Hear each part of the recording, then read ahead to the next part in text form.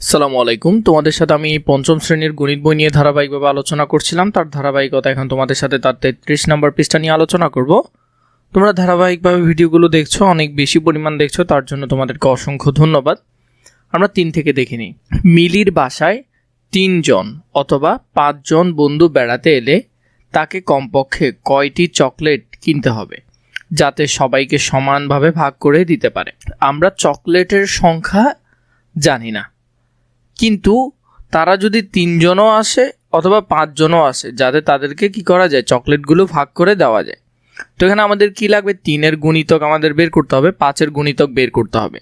যেখানে যেখানে মিলবে সেখানে সেখানে কি হবে, তাদেরকে ভাগ করে দেওয়া যাবে। 3 এবং 5-এর গুণিতক আমরা বের করব। 3-এর গুণিতক 3 একে 3, 3 দুগুণে 6, 3 ত্রিকা 9, 3 4 12, 3 5 15, 3 6 18, 3 7 21, 3 8 24,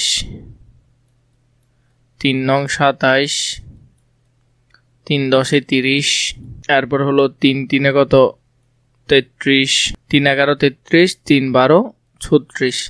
তাহলে আমরা এখানে যদি দেখি, আমরা এটা যদি লিখি 3 5 15, 4 5 20, 5 5 25, 5 6 30, 5 7 35। তো আমাদের আর প্রয়োজন নাই, এখানে অনেক হয়ে গেছে, এরপরে লাগবে না।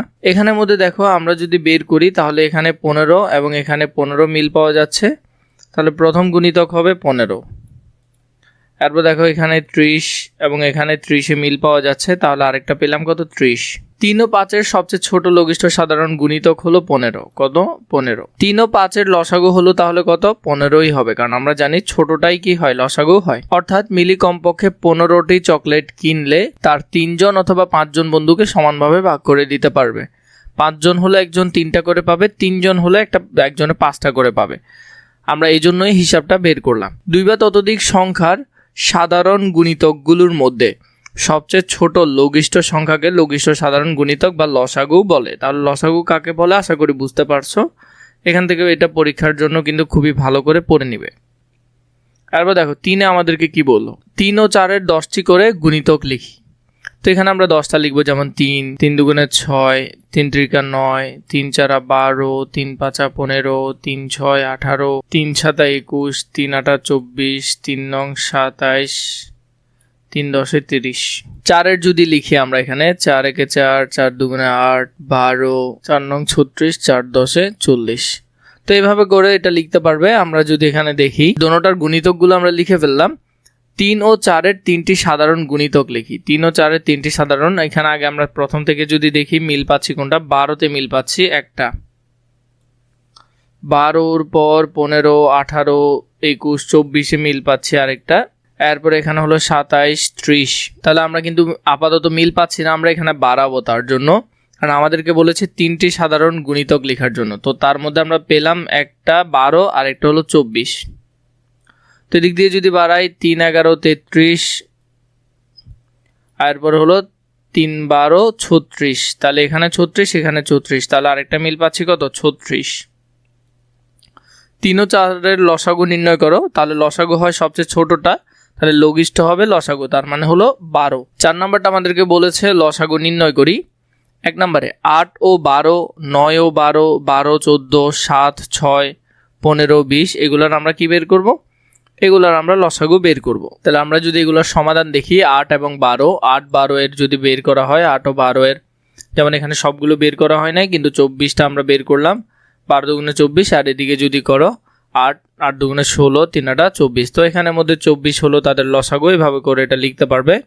9 এবং 12 এর ক্ষেত্রে 9-এর গুণিতকগুলো লিখবে, 12 এর গুণিতকগুলো লিখবে, মিল হলো 36-এ, তাই 36 এখানে লিখলে। এরপরে হলো যে 12 ও 14, 12 এর গুণিতকগুলো লিখবে, 12 24 36 48 60 72 84, এভাবে করে এখানের মধ্যে 84টা মিলছে, তাই 84 হবে লঘিষ্ঠ সাধারণ গুণিতক বা লসাগু। 4 নম্বরে যদি দেখি 7 ও 6, তো 7-এর গুণিতকগুলো লিখবে, 6-এর গুণিতকগুলো লিখবে, যেটা সবচেয়ে ছোট সেটা এখানে লিখবে। এরপরে 5 নম্বরে 5-এর গুণিতক 15 30 60, 20-এর গুণিতক হলো 20 40 60, তো এখানে লসাগু হলো কত, 60। আমরা এটা সুন্দর করে এভাবে করে ফেলবে। তো এখান থেকে যে উত্তরগুলো আছে আশা করি পারবে কিভাবে করতে হবে। 8 ও 6 সংখ্যা দুটি ব্যবহার করে লসাগু নির্ণয় সংক্রান্ত গল্প তৈরি করি। তো এখানে 8 এবং 6-এর আমরা কি করব, একটা গল্প তৈরি করব। আমার গল্পটি হলো, রাফি তার জন্মদিন উপলক্ষে 8 জন সহপাঠী ও পরিবারের 6 জন সদস্যকে মিষ্টি খাওয়াতে চায়। প্রত্যেকের মধ্যে সমানভাবে ভাগ করে দেওয়ার জন্য রফির সর্বনিম্ন কয়টি মিষ্টি কিনতে হবে। এবার তোমার গল্পটি বলো। তোমার গল্পটি খুব ভালো হয়েছে। আমার গল্পটি হলো, তো এখানে তুমি তোমার মতো করে একটা কি করবে, গল্প বলবে। যদি গল্পটা প্রয়োজন হয় নিশ্চয়ই আমাকে কমেন্ট করে জানাবে।